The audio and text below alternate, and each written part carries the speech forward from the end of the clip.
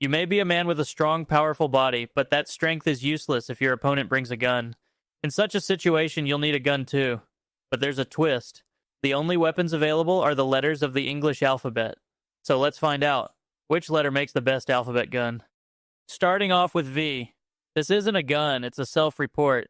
You've got two barrels, sure, but they're pointed at a 45-degree angle away from each other. Unless you're fighting two guys who are actively trying to socially distance from you, just think about it. You're hitting absolutely nothing. You'll just be standing there looking like a very aggressive cheerleader. Garbage. Next. Number 9. O is for, oh no, I'm dead. It's a continuous loop. By the way, where does the bullet go? It just circles around the inside forever like a particle accelerator until the friction melts the whole thing onto your hand. You know, it's basically a handheld hula hoop of doom. If you pull the trigger on this, you aren't a soldier, you're just an idiot. Number 8. X is for the person who wants to shoot in 4 directions at once, but has zero interest in hitting the person directly in front of them. You know, it's the ultimate get-away-from-made weapon. Anyway, it's great for crowd control if the crowd is specifically standing in the corners of the room. Otherwise, you're just wasting ammo and looking like a human hit marker. Number 7. The capital I is a symmetrical nightmare. It's got a top plate and a bottom plate, which sounds stable, but there is zero grip. If you hold it in the middle, the recoil is just going to slide that top bar right into your forehead, and that kind of hurts. It's essentially a weighted dumbbell that shoots bullets. And of course, you aren't winning a gunfight with this. You're just doing a very dangerous bicep curl. Mid-tier at best. Number 6, U. Now we're getting somewhere kind of interesting. U is basically a double-barrel shotgun, but designed by someone who hates the user. The barrels are upright. You know, you're not hitting the enemy. Actually, you're just declaring war on the clouds. Stupid, isn't it?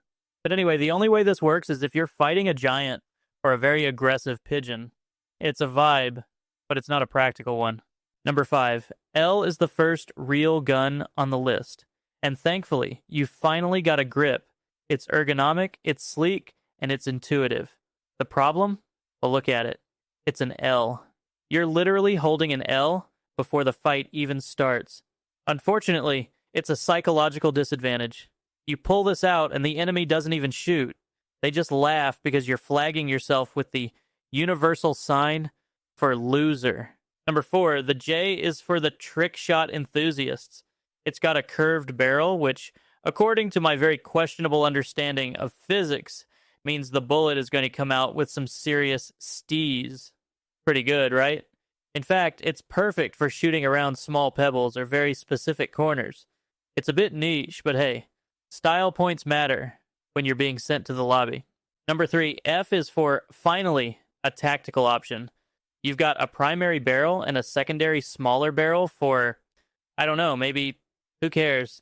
It's basically a burst fire rifle with a built-in shelf for your snacks.